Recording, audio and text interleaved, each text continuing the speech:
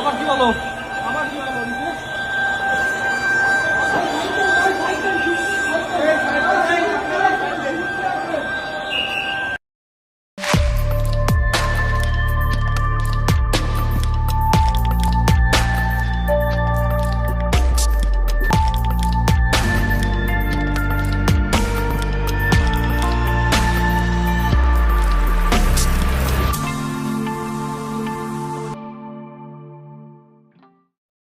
BNP সরকার 8 দিন হাসপাতালের licence বাতিল করেছে, মহা বিশাল হেডমের কাজ করে ফেলিছে। কি অবস্থা দেখিছেন তো? আমাদের সময় দেন, আমরা বাচ্চাগুলো রিকভার করি, তারপর আপনারা ব্যবস্থা নেন। এটা গরিবের হসপিটাল তো, এই জন্য এরা লাইসেন্স বাতিল করা হয়েছে, আর কোনো কিছু না। খামের জন্য এতগুলো বাচ্চা মারা যাইতেছে, ওখানে কোনো তদন্ত নাই। কেন ভ্যাকসিন করার কোনো তদন্ত নাই? তাহলে এখানে এটা দূর করে না করছে, তার জন্য আরো পানিশমেন্ট আছে। একটা হসপিটাল বন্ধ করে দিলে কি আসে না এখানে। এখানে যে সুযোগ সুবিধাগুলো পাচ্ছি অন্য কোথাও পাবো না। আর সবচেয়ে বড় কথা হচ্ছে আমার বাচ্চার যে রোগ, এই রোগের অন্য হসপিটাল আছে, এই রোগ কি সেটাই জানে না। বাচ্চা নিয়ে আমরা বের হয়ে যেতাম, লাইসেন্স বন্ধ হয়ে গেছে, এখন আমরা কোথায় যাবো? আপনারা বলেন। স্বাস্থ্যমন্ত্রীর কাছে আমাদের অনুরোধ, আমরা কোথায় যাবো বাচ্চাগুলো নিয়ে? আমার বাচ্চার রিপোর্ট 2 দিন সময় লাগবে, ব্লাড কালচারের রিপোর্ট আছে, তাই না? এখন আমি এই বাচ্চার এই কালচারের রিপোর্ট যদি না কমে, তার ইনফেকশনের পরিমাণ না কমে, আমি অন্য কোথাও নিয়ে আবার রেফার করলাম, আবার টানহাইসরা। প্রত্যেকটা বাচ্চার ভিতরে একই সমস্যা, কারণ আমরা গার্জিয়ান, আমরা ভিতরে ঢুকতেছি প্রতিনিয়ত, জানতেছি এরকম করা উচিত না। আমার একটা আপাতত কথা এতটুকুর ভিতরে আপনারা স্বাস্থ্য মন্ত্রণালয়ে কথাগুলো পৌঁছান যে এত শর্ট টাইমে এটা সম্ভব না করা। আমার জামাই চটপটি বেছে, আমার মায়ের মনে করেন রক্ত কম, আজকে অপারেশন করার কথা ছিল না, ফিরা সাদা রক্ত কিনলেন না। অপারেশন আমি মনে করেন শনিবার ডেট করছে, 60,000 টাকার মতন আমার গেছে গা। ধরেন শরীরে তুই জাজি রাখতো নাইছি, ওখান যদি আমার যাইতে হয় গা, তাহলে আমি ওই মাইয়ার নিয়ে আর জামাই বেছে চট করি, আমি কই টাকা পাই? টাকা কই পাই? ওই হাসপাতালে তো রোগীরা চিকিৎসা নিতেছিল, মরণাপন্ন রোগীরা ছিল, আইসিইউতে রোগীরা ছিল, পোস্ট অপারেটিভে রোগীরা ছিল, কিছুক্ষণ আগে যাদের সার্জারি হয়েছে, সেই সব রোগীরা কি ভয়াবহ সমস্যায় পড়েছে দেখেন। এই লাইসেন্স বাতিলের নোটিশ কখন দেওয়া হয়েছে জানেন? বৃহস্পতিবার, কার্য দিবসের শেষ সময়, যেন কোনো আইনি ব্যবস্থা না নেওয়া যায়। কেমন জাউরামো দেখেন। জাউরামোর ইচ্ছা না থাকলে তো কেউ বাইসা বাইসা সাপ্তাহিক ছুটির আগের মুহূর্তে এই কাম করে না। তো এই জাউরামো কেন? কারণ সরকার গেছে পাগল হইয়া। এটা কথা মনে করাই দিই, আন্তর্জাতিক অপরাধ ট্রাইব্যুনালের নামে বিচারিক হত্যাকাণ্ড বাস্তবায়নের প্রক্রিয়া যখন আগায় চলতেছিল, তখন আমার দেশ পত্রিকায় প্রকাশিত হয় স্কাইপ ক্যান্ডেল। এটা ছিল বিচারের নামে সেই সময় চলমান নাটক নিয়া নিজামুল হক নাসিম এবং আহমেদ জিয়াউদ্দিনের স্কাইপ কথোপকথন। এই কথোপকথনে উঠে আসছিল জুডিশিয়াল মার্ডারের পরিকল্পনা বাস্তবায়নের পুরো চিত্র। ঠিক একইভাবে এখন বিএনপি সরকার পাগলা হইয়া গেছে। তারা যেভাবেই হোক রাজনৈতিক প্রতিপক্ষকে দৌড়ের উপরে রাখবে বলে পাগলের মতো যা ইচ্ছা তাই করতেছে। ইসলামী ব্যাংক খাইয়া দেওয়ার আওয়ামী তরিকা বিএনপি বাধ্য ছাত্রের মতো ফলো করতেছে। শুধু তাই না, আরো একবার যত ইসলামের নামধাম আছে এরম সব প্রতিষ্ঠানের উপরে খড়গগ্রস্ত হয়েছে। তাদের ধারণা হয়েছে এই প্রতিষ্ঠানগুলো আসলে জামাতের প্রতিষ্ঠান, এগুলোরে সাইজ করলে জামাত সাইজ হয়ে যাবে। আমি যতটুকু জানছি এই সাজেশন বিএনপিকে দিচ্ছে ডিজিএফআই, আর সেই প্রেসক্রিপশনে চলতেছে বিএনপি। ডিজিএফআই এর প্রেসক্রিপশনে কাটারানিতে তো হেলিকপ্টারে পলাইতে হয়েছে, আবার বিএনপি সেই ডিজিএফআই এর প্রেসক্রিপশন ফলো করতেছে। কেন বিএনপি এটা বাধ্য ছাত্রের মতো ফলো করতেছে, এটা একটু বিস্তারিত বুঝতে দেখতে হবে। 8 দিনের প্রসঙ্গে আবার ফিরে আসবো, কারণ পুরা বিষয়টার সাথে একটা গভীর রাজনৈতিক প্রশ্ন যুক্ত আছে। তাই পুরাটা না বুঝলে এই 8 দিনের প্রবলেমটা, চিত্রটা, ইসলামী ব্যাংকের প্রবলেমটা পরিষ্কার হবে না। আসেন সেটা একটু বুঝে দেখি, একটু অন্য দিকে যাইতেছি। বিএনপিরে বোঝানো হয়েছে হাসিনা পতনের পরে বাংলাদেশে ইসলাম পন্থার উত্থান হয়েছে, তুমি সামলাইতে পারবা না, তাই আওয়ামী বাম সব মিলা ইসলামপন্থীদের ঠেকাও, সবাই একসাথে নাও। সব গর্ত থেকে বাইরে হয়েছে।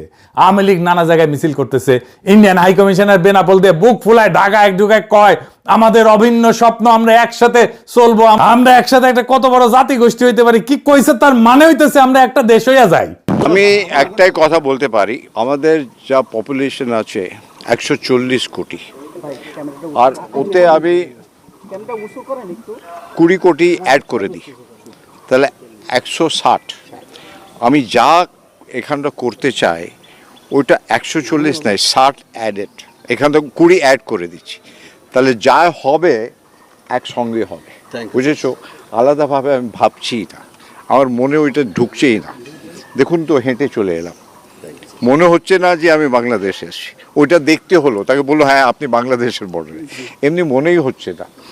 সবসময় আমি বলি একই আকাশ, একই বাতাস, একই যন্ত্রণা। তাহলে আমরা মিলে মিশে ভিসার সব বললে আমার সব মাথায় আছে, একটা খালি বলে যায় সবাই খুশি হবে, ওই কাজটা করবো। দেখেছেন? হ্যাঁ, তো মাদারবোর্ড তো স্বপ্ন অখণ্ড ভারত, অভিন্ন স্বপ্ন কেমনে হয় আমাদের, কেমনে ইন্ডিয়া কামব্যাক করেছে দেখেন। আবার এর চারপাশে হাই কমিশনের চারপাশে সেই আওয়ামী লীগ আমলের মতোই লোকজন ঘিরা ধরিছে, দেখেছেন? এটাই হইতেছে কামব্যাক। সেজন্য তো দেখছেন জুলাই যোদ্ধাদের উলঙ্গ কইরা পিটায় নেত্রকোনায়, জুলাই স্তম্ভে আগুন দেয়, মাহাদিরের দৌড়ানি দেয়, আর নটি শাওন উল্লাস করে সেটা দেখা। আবার দেখেন ফুন্দের আলো কি করতেছে, তারাও কামব্যাক করছে, একই সাথে কি টাইটেল করছে দেখেন। ধরেন আওয়ামী লীগের কোনো ফ্যাসিস্ট এমপি মন্ত্রী মারা গেল, প্রথম আলো কি লিখবে? মারা গেলেন অমুক, তার সাথে একটা ভালো বিশেষণ ইউজ করবে, বলবে বর্ষিয়ান রাজনীতিবিদ। দেখেন বাংলাদেশের সবচেয়ে ক্রিমিনাল পলিটিশিয়ান তোফায়েল নিয়ে লিখেছে কি দেশের রাজনীতিতে নাকি স্মরণীয় হয়ে থাকবে, অথচ মাদের ক্ষেত্রে টোনটা দেখেন।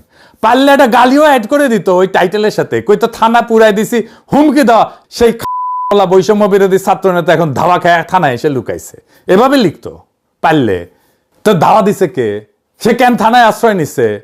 তার মানে পরিস্থিতি এমন পর্যায়ে গেছে যে তার উপরে যে একটা অ্যাটাক হয়েছে, থানায় আশ্রয় নিতে বাধ্য হয়েছে, তো এটা তো থানায় আশ্রয় নিতে বাধ্য, তাকে তো ধাওয়া হয়েছে, তো ক্রাইম। এই ক্রাইমকে ফোকাসে রাখা হয় নাই।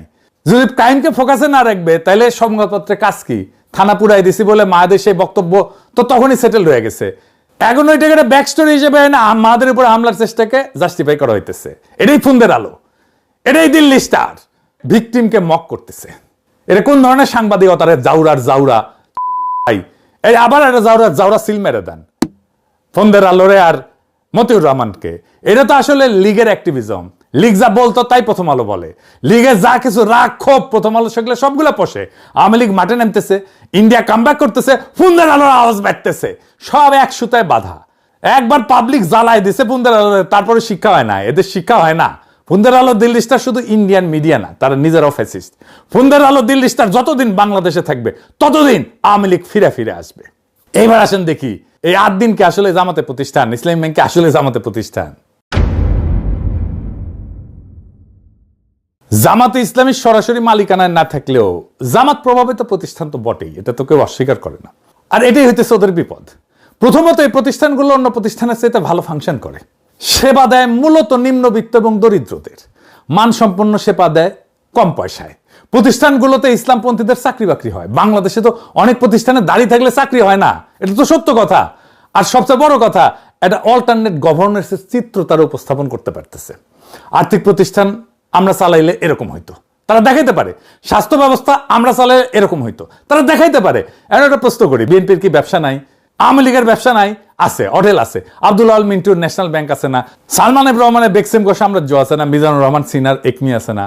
আর এই যে আমাদের সমাজ কল্যাণ মন্ত্রী জাহিদ ভাই, ওনার তো ফার্মা আছে, হাসপাতালও আছে। টিপু মুন্সি আওয়ামী লীগের নেতা, হাসপাতাল আছে না? এই যে এভার কেয়ার, চাঁদ আব্বাসের ঢাকা ব্যাংক আছে না? তাইলে জামাত ঘরানা প্রতিষ্ঠানে বারবার হাত পড়ে কেন? ইসলামী ব্যাংক দখল হয় কেন? 8 দিনের লাইসেন্স বাতিল হয় কেন? একটার পর একটা প্রতিষ্ঠান টার্গেট হয় কেন? কারণ সব ব্যবসা সমান না। মিন্টুর ব্যাংক, চাঁদ আব্বাসের ব্যাংক, লীগের নেতাদের হাসপাতাল, এই প্রতিষ্ঠানগুলো কি করে? টাকা বানায়, মালিকের পকেটে ভরে। এটা হইল ভাড়াখোর পুঁজি, ইংরেজিতে বলে রেন্ট সিকিং ক্যাপিটাল। ক্ষমতার কাছে থেকে সুবিধা নেয়, লোন নেয়, ফেরত দেয় না, টাকা বানায়, ব্যাস, এর বেশি কিছু না। রেন্ট সিকিং এর সবচেয়ে সোজা মানে হইতেছে পরিশ্রম করে সম্পদ বানানো না এরা, বরং ক্ষমতার কাছে থেকে সুবিধা বাগায়, টাকা কামায়। এটা উদাহরণ দিলে পরিষ্কার হবে। ধরেন 2 জন লোক, প্রথম জন একটা কারখানা দিল, জিনিস বানায়, বেচে, মানুষের কাজে লাগে, লাভ করে, এটা একটা হালাল রোজগারের মতো কিছু একটা তৈরি করলো, সমাজের নতুন মূল্য যুক্ত হইল। দ্বিতীয় জন কিছুই বানায় না, সে শুধু ক্ষমতার সাথে খাতির করে, ব্যাংক থেকে 1000 কোটি টাকা লোন নেয়, ফেরত দেয় না, সরকারি কাজ পায় কম্পিটিশন ছাড়াই, বিদ্যুৎ কেন্দ্র বসায় আর ক্যাপাসিটি চার্জ নেয়, বিদ্যুৎ না দিয়েও টাকা পায়। এই লোক নতুন কিছু বানায় না, সে শুধু বিদ্যমান সম্পদ থেকে নিজের ভাগটা বাগায় নেয় ক্ষমতার জোরে। এই দ্বিতীয় ধরনটাই হইতেছে রেন্ট সিকিং, বাংলায় বললে ভাড়াখোর পুঁজি, বা আরো সোজা বাংলায় বললে সুবিধাভোগী লুটেরা ব্যবসা। এই প্রতিষ্ঠানগুলো একটা জিনিস কোনোদিন করে না, এরা দেখায় না যে আমরা চালাইলে দেশটা কেমন হইতো। এরা কোনো বিকল্প আঁকে না, শুধু লুটে। এখন উল্টা দিকটা দেখেন, 8 দিন গরিব মানুষের মানসম্পন্ন সেবা দেয়। ইসলামী ব্যাংক নিম্নবিত্তের কাছে পৌঁছায়। এই প্রতিষ্ঠানগুলোতে দাড়িওয়ালা লোকের চাকরি হয়, যেটা বাংলাদেশের অনেক জায়গায় হয় না। দাড়ি দেখলে দরজা বন্ধ, আর এরা ভালো ফাংশন করে, এটা অনেকে মানে। এই দুইটার মধ্যে আকাশ পাতাল ফারাক, আর এই ফারাকটাই হইল আসল গল্প। কি গল্প? জামাত ঘরানা প্রতিষ্ঠান যখন গরিবের ভালো সেবা দেয়, ভালো চলে, তখন সেটার নিছক ব্যবসা থাকে না, সেটা একটা প্রস্তাব হয়ে দাঁড়ায়। প্রস্তাবটা কি? আর্থিক প্রতিষ্ঠান আমরা চালাইলে এমন হইতো, স্বাস্থ্য ব্যবস্থা আমরা চালাইলে এমন হইতো, সরকার আমরা চালাইলে এমন হইতো। বুঝতে পারতেছেন? এটা একটা বিকল্প শাসনের ছবি দেয়। ক্ষমতায় যাওয়ার আগেই প্রমাণ হাতে নিয়ে দাঁড়ায় আছে, দেখো আমরা পারি। আর এটাই শাসকের জন্য সবচেয়ে বড় বিপদ। কারণ একজন শাসকের সবচেয়ে গভীর দাবিটা কি? আমি ছাড়া কেউ এই দেশটা চালাইতে পারবে না, বিকল্প নাই, তাই না? সবসময় হাসিনাও তাই, তারেক রহমানও তাই। এই প্রতিষ্ঠানগুলো ঠিক এই দাবিটার গায়ে হাত দেয়, জলজ্যান্ত প্রমাণ হয় বলে। বিকল্প আছে, লুটেরা ব্যাংক সহ্য করা যায়, কিন্তু একটা কাজ করা বিকল্প সহ্য করা যায় না। ইটালিয়া চিন্তক আন্তোনিও গ্রামসি একটা কথা বলছিলেন, রাষ্ট্র মানে খালি সরকার, পুলিশ, আদালত না। রাষ্ট্র মানে এইগুলোর সাথে আরেকটা জিনিস, সিভিল সোসাইটি, স্কুল, হাসপাতাল, ব্যাংক, সংগঠন, মসজিদ, মাদ্রাসা। ক্ষমতার টিকা থাকে এই প্রতিষ্ঠানগুলোর মধ্যে দিয়ে, মানুষের সম্মতি তৈরি করে এরা। গ্রামসি বলতেন, যদি কেউ ক্ষমতাকে চ্যালেঞ্জ করতে চায়, তাইলে তাকে একটা সিভিল প্রতিষ্ঠানগুলোর ভিতরে একটা পাল্টা শক্তি বানাইতে হবে। উনি নাম দিছিলেন কাউন্টার হেজিমনি, পাল্টা আধিপত্য। জামাত ঘরানা প্রতিষ্ঠানগুলো এইটা করতেছে, জানায় অথবা অজানায়, জেনে করুক আর না জেনে করুক। এরা একটা পাল্টা সিভিল সোসাইটি বানাইছে, রাষ্ট্রের অনুমতি ছাড়াই। এরা নিজের বৈধতা উৎপাদন করে, নিজের জনভিত্তি বানায়। এখন বুঝেন, শাসকের কাছে টিপু মুন্সির এভার কেয়ার কেন কোনো হুমকি না? সামিটের বিদ্যুৎ কেন্দ্র কেন কোনো হুমকি না? কেন সামিট টাকা পায়? আদানির বিদ্যুৎ কেন্দ্র কেন কোনো হুমকি না? সালমান রহমানের বেক্সিমকো কেন কোনো হুমকি না? ওইটা পাল্টা আধিপত্য বানায় না, কিন্তু 8 দিন ইসলামী ব্যাংক এরা বানায়। এরা এই কারণেই টার্গেট, কারণ এই প্রতিষ্ঠানগুলো একটা কাজ করে, ক্ষমতায় যাওয়ার আগেই দেখায় দেয় ক্ষমতায় গেলে কি করবে। এটারে বলা যায় একটা পূর্বাভাস, ভবিষ্যতের একটা ছোট্ট নমুনা, আজকে হাতে নাতে দেখানো। রাষ্ট্রের ভেতরেই যেন একটা ছোট বিকল্প রাষ্ট্রের বীজ। শাসক এইটাকে দেখে অস্তিত্বের প্রতি হুমকি হিসাবে, কারণ এটা সব কথা না, এটা প্রমাণ। প্রমাণের বিরুদ্ধে তর্ক তো চলে না। তাহলে তারা এগুলো ভাঙবে কিভাবে? শাসক যদি এই প্রতিষ্ঠানগুলো আদর্শ দিয়ে হারাইতে না পারে, কারণ সেবা ভালো, মানুষ পছন্দ করে, তাইলে হারাবে কিভাবে? আইন দিয়া, প্রশাসন দিয়া, লাইসেন্স বাতিল করিয়া, বোর্ড দখল করিয়া, অনিয়ম পাওয়া গেছে বলে তদন্ত বসাও, বাংলাদেশ ব্যাংক দিয়ে বোর্ড ভেঙে দাও, স্বাস্থ্য অধিদপ্তরকে দিয়ে লাইসেন্স বাতিল করো। কিন্তু আসল লক্ষ্য কি? প্রতিষ্ঠান না, আসল লক্ষ্য প্রতিষ্ঠানটা যে বিকল্প শাসনের ছবি আঁকতেছিল, সেই ছবিটা মুছে দেওয়া।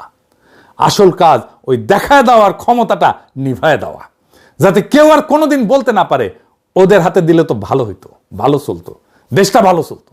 এইটারে দুনিয়ায় বলে লফেয়ার, ওয়ারফেয়ারের মতো। আইনকে অস্ত্র বানানো, সরাসরি নিষিদ্ধ করে না, গুলি করে না, বৈধতার মুখোশ পরে আইন প্রশাসন দিয়া প্রতিপক্ষকে নিঃশেষ করে দেয়। রাশিয়ার পুতিন এই যে খোদেরকোভস্কির তেল কোম্পানি কর মামলায় ফেলায় দেউলিয়া করে দিছিল, নাই করে দিছে। তুরস্কের দোকানও গুলেন ঘরানার ব্যাংক, হাসপাতাল, স্কুল হাজারে হাজারে বাজেয়াপ্ত করছে। ইন্ডিয়াতে অ্যামনেস্টির অ্যাকাউন্ট জব্দ করিয়া তারাই দিচ্ছে অ্যামনেস্টি ইন্টারন্যাশনালকে। একই খেলা। আর বাংলাদেশেও সে একই খেলা চলতেছে। জামাত ঘরানা প্রতিষ্ঠানের বিপদটা তাদের টাকায় না, বিপদটা তাদের বৈধতায়। এরা রাষ্ট্রের পাশে দাঁড়ায় একটা পাল্টা শাসনের জলজ্যান্ত প্রমাণ দেখায়। আর ঠিক এই কারণে এদের ভাঙা হয়। ভাঙা হয় বাজারে না, ভাঙা হয় আইন আর প্রশাসনের অস্ত্রে। লীগের লুটেরা ব্যাংক টিকা থাকে, কারণ ওইটা কোনো বিকল্পের ছবি দেয় না। আর 8 দিন ইসলামী ব্যাংক এরা ছবি দেয়, আর যে ছবি দেয় সেই ছবিটাই মুছতে হয়। এটা মাথায় রাখলে, আর এটা প্রত্যেকটা লাইসেন্স বাতিল, প্রত্যেকটা বোর্ড দখল, ব্যাংক দখল, এটার মানে বুঝতে পারবেন। প্রশ্নটা এটা না যে অনিয়ম হয়েছে কিনা, প্রশ্নটা সবসময় এইটাই যে প্রতিষ্ঠানকে একটা বিকল্পের স্বপ্ন দেখায় কিনা। দেখাইলে শেষ। বহুত হ্যাদম দেখাইছেন। হ্যাঁ, আসেন দেখাই। এই বাচ্চা মেয়েটা 250 টাকায় ডায়ালাইসিস পাইতো, সেটা বন্ধ করে দিচ্ছেন। আমার নাম ফাহিমা, বাড়ি মাগুরা। এই কিডনির সমস্যা ছোটবেলার থেকে। পিজি হসপিটালে হয়েছে 7 মাস মতো, সপ্তাহে 2 দিন। না, এখানে কোনো সমস্যা নেই। এটা আমাদের পেশেন্ট, এর নাম ফাহিমা, এর বাসা মাগুরা, এর বয়স 14 বছর। আমাদের এখানে গত বছর 2025 সালের 14ই আগস্ট থেকে আমাদের এখানে ডায়ালাইসিস পাচ্ছে। রেগুলার ডায়ালাইসিসে আসে সপ্তাহে 2 দিন। এই পেশেন্ট আমাদের এখানে, আমাদের দরিদ্র একটা ফান্ড আছে 250 টাকা, সেই 250 টাকায় ডায়ালাইসিস পাচ্ছে। দেখেছেন, বহুত হ্যাডম আপনাদের। এরকম 15,000 ডায়ালাইসিস রোগী চিকিৎসা পাইতেছিল এই 8 দিনে। আসিলেন হ্যাডমালা। বাংলাদেশের সবচেয়ে এফিশিয়েন্ট অ্যাম্বুলেন্স সেবা বন্ধ করে দিচ্ছেন। দেখেন 80 টাকার ভিতরে, ঢাকার ভিতরে। আমার আর আগেও একটা বেবি এখানে হয়েছে, আমি এখানে ভালো সেবা পাচ্ছি। এবং এখন আমারও ভেবে হওয়ার জন্য নিয়ে আসছে। শুরুর দিকে এই সেবা ছিল একদম ফ্রি। জ্বালানি তেলের দাম বাড়ায় তা হয় 150 টাকা। এখন ঢাকার ভেতরে মাত্র 380 টাকায় মিলছে দ্রুততম মানবিক সেবা। দেখেছেন আপনাদের প্রচুর অ্যাডম। ঢাকা শহরের দরিদ্র আর নিম্নবিত্তের মানসম্পন্ন হাসপাতাল বন্ধ করে দিয়েছেন। দেখেন কি বলে ওরা। আগামীতে আমি কোথায় যাব? আমার তো এত টাকা নাই ভাই, আমার প্রতিদিন লক্ষ লক্ষ টাকা ইনকাম নাই, আমি কোটিপতির সন্তান না, আমি কোথায় যাব আমার বাচ্চাকে নিয়ে সেটা বলেন। ওই বাচ্চা যদি মারা যায় সরকার কি দেবে? কি দেবে ওই বাচ্চার বাবা মাকে? আইসিইউ এনআইসিইউ তে একদিন দুই দিনের বাচ্চাও ভর্তি আছে, হঠাৎ করে যে লাইসেন্স বাতিল করে দিল, এই বাচ্চাগুলো এই পেশেন্টগুলো নিয়ে যাবে কোথায়? দিন বাদ দিলে ঢাকা শহরের মধ্যবিত্ত লোকেরা, রিকশা চালকরা কোথায় যাবে?